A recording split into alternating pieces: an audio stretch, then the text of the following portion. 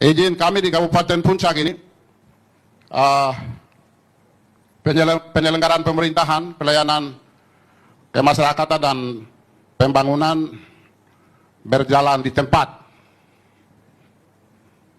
Karena apa? Terkait dengan stabilitas keamanan di daerah, Bapak Ibu.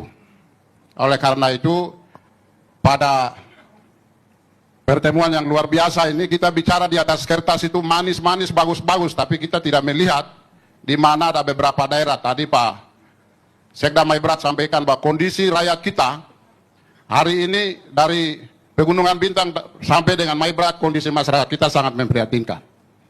Ya, oleh karena itu, harap supaya kita berbicara tentang sistem, berbicara tentang otonomi khusus Papua, tetapi rakyat kita menderita sama saja Bapak Ibu. Karena apa? Otonomi khusus itu lahir bukan karena cuma-cuma dikasih oleh negara. Ini kita catat. Karena ini orang Papua mau minta merdeka lalu barang ini keluar.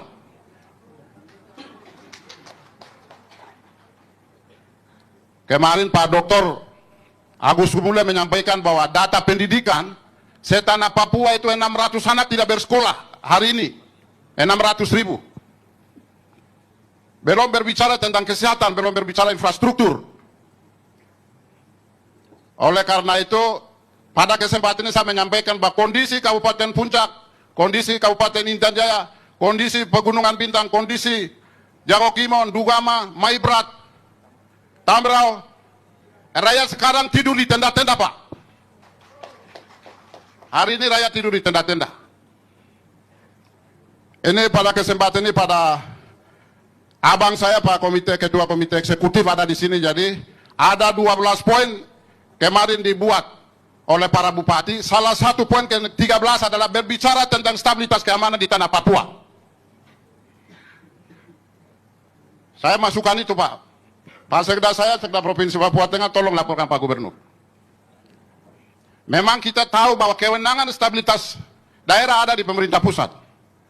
Penanganan stabilitas keamanan itu ada kewenangan pusat, bukan pemerintah daerah. Tetapi bagaimana kita berbicara program manis-manis di atas kertas, sampai orang Papua lagi hari ini keluar dengan air mata, hari ini tidur di tenda. Ini tidak bisa main-main, Pak. Mungkin ada beberapa kabupaten kota di Papua, seperti Nabire, Timika, Merauke, Sorong, Manokwari, itu relatif aman. Tetapi kabupaten-kabupaten di daerah pegunungan, rakyat kita menderita, Pak. Oleh karena itu, sistem yang disampaikan oleh Bapak-Bapak pembawa materi tadi, harap supaya khusus untuk daerah-daerah pegunungan, daerah-daerah yang tidak bisa dijangkau dengan sistem atau internet, mohon juga dipertimbangkan juga di sini. Agar supaya apa? Kita semua sampaikan bahwa Papua cerdas, Papua sehat, Papua produktif, itu orang Papua bisa ke depan bisa baik. Saya bicara keras, bicara banyak di sini karena saya ada di daerah konflik, Bapak-Bapak. Jadi bagaimana kita mau membangun infrastruktur? Saya sampaikan kepada Bapak-Bapak bahwa Kabupaten Puncak itu harga satu sak semen itu 2.800.000 per hari ini. Kalau kita angkat roda 4 dari Timika ke Puncak, Bapak Ibu bayangkan itu sekali angkut 600.000, Pak. 600 juta. Ini sama dengan harga satu mobil. Kita mau membangun, dari sisi anggaran setiap APBD kita dapat 1, sekian. Kemudian biaya keamanan, biaya para pengungsi. Bayangkan Bapak Ibu, tingkat kemahalannya sudah besar, bagaimana keamanan juga terganggu, bagaimana kita mau membangun? Nah ini. Genap sudah penderitaan kita, Bapak Ibu.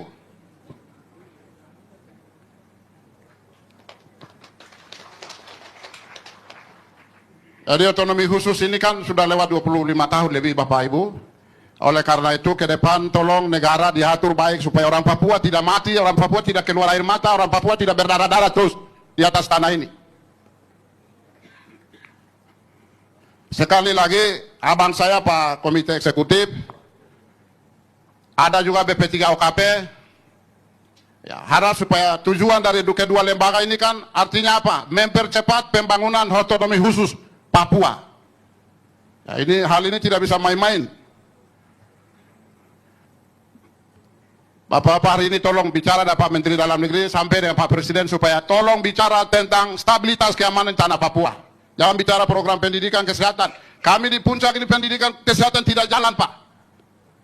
Kalau angkanya Pak Dr. Semula sampaikan 600 ditambah dengan kami di puncak dan Intan Jaya, di Maibrat, di Indugama, daerah-daerah konflik ini mungkin udah tambah lagi 800.000. Nanti akan meningkat itu. Jadi jangan kita bicaranya percepatan saja, tapi orang Papuanya tidak melihat. Ini nggak boleh, Pak. Karena OSUS itu lahir karena masyarakat kecil ini. Kami berdasi, berbaju, sekarang kita duduk di ruangan AC, tapi hari ini masyarakat saya tidur di tenda, Pak. Jadi tolong selesaikan ini dulu. Bagaimana strategi untuk penanganan terkait dengan keamanan dulu. Nanti pembangunan akan ikuti itu, rakyat lagi menderita hari ini. Nah, itu yang saya sampaikan. Terima kasih apabila saya ada sampaikan kata-kata kotor, saya tarik kembali. Yang sempurna adalah milik Tuhan. Selamat siang. Wabillahi taufiq wal hidayah. Wassalamualaikum warahmatullahi wabarakatuh. Selesai.